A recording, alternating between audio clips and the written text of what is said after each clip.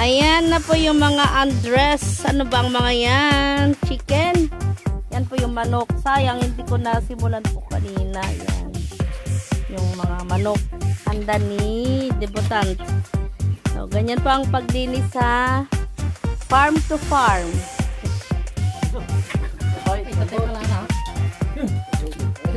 Ayan. Ayan. Sino hindi nakakala maglinis ng pato? Pato yung ginagawa ni Tyson. May galab shoutout sa Tyson. Ayan. Ang ating voucher ng pato, diba, June? Ayan. Ayan po, o. Ayan. O, diba? Hindi, kinakaswede. Hindi, gila mo ima na lalakad. Ayan. Ayan, yung mga ano ha, hindi pa marunong magkatay ng pato. Sayang, hindi ko nakita kanina yan. Ayan po, o. Ay, kasi daw. Patuloy kami, Tyson, na paano magkatay ng pato. Yan. Susunod namin yung mga ano dyan, gumagalaw na animales. Yan, mga manok. Ayan. Anong lulutuin mo, Tyson? Sinubuan. Ayan po, yan. Ganyan pang ano ha, pagsiwa ng gagawin yung dinuguan daw po yan. Dinuguang pato. Yan. Abangan nyo po ha. Magluluto tayo ng dinuguang pato ala Tyson. Ayan.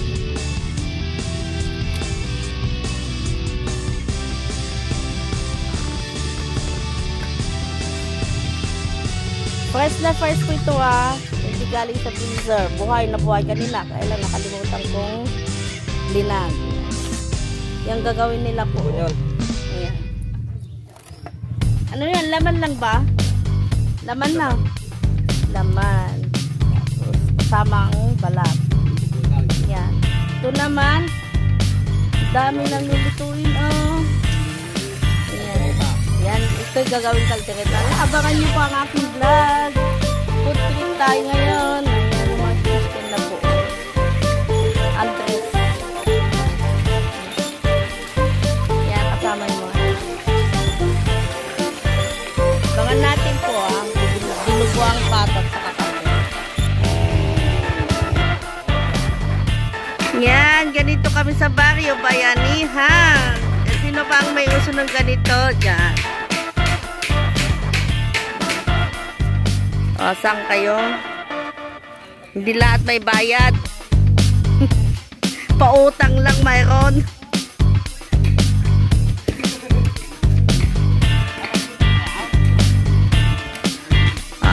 Good morning sa lahat. Ayan. Agang kay ganda. Update will come. Ayan. Welcome to my vlog. We're now preparing our ballroom hall. May ballroom hall sa kalsada na. Ayan. Ayan. Paghahanda ng ano ni Jezreel Joyce yan.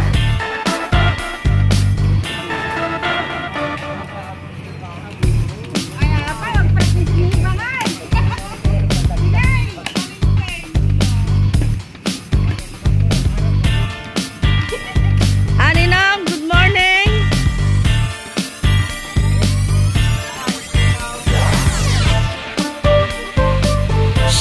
Yan ang mga manok namin. Mga native. Go! Yan, isa ko nung nakakalon manok. Right from our backyard. Native na native po ang mga lulutuin natin sa kabulo. Ito po yung gagawin caldereta.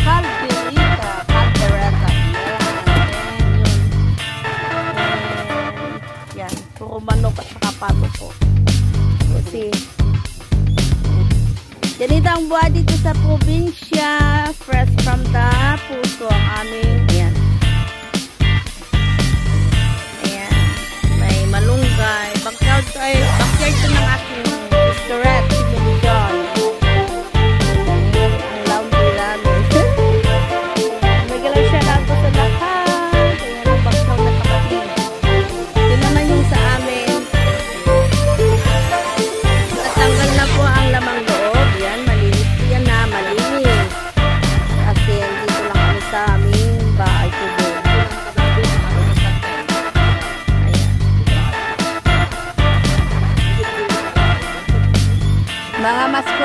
ang mga chef cook ko ha. Ayan. More or less, nagkatay po kami ng mano nga piraso dati pinagtin bagis daw. 15. Ayan.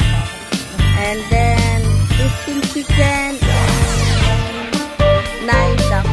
Yun yung gagawin namin dinakdakan. Ay, yan ang pangalan nun din po. Palinis po ah.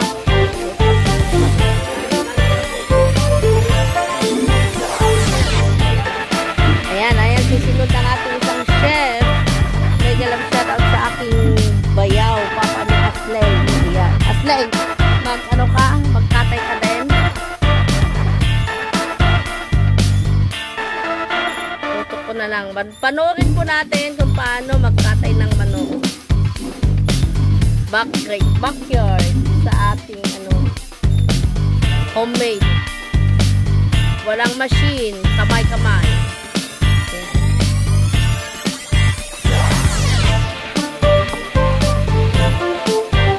Una sa lahat, tinanggal yung balahibo. Buhok ko talaga. Balahibo ng manok. Then, sinulog nila. Ganyan na po, oh. Aming version po to, ah. Pwede kayo mag-comment, pwede kayo mag-bash. You are always welcome. Pero ito po ang aming version kung paano magkatay ng manok.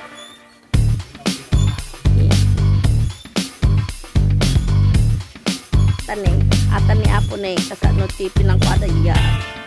Mga chef to, chef ng kasalan yan, chef ng lahat.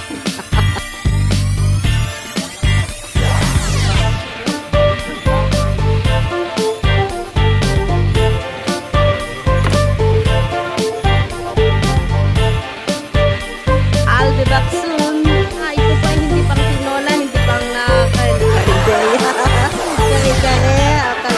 hindi po ito pala gagawin nilang lechon manok. Kaya abangan po natin ang ating susunod na recipe. Ayan ang ating lechon manok. Stay tuned lang po.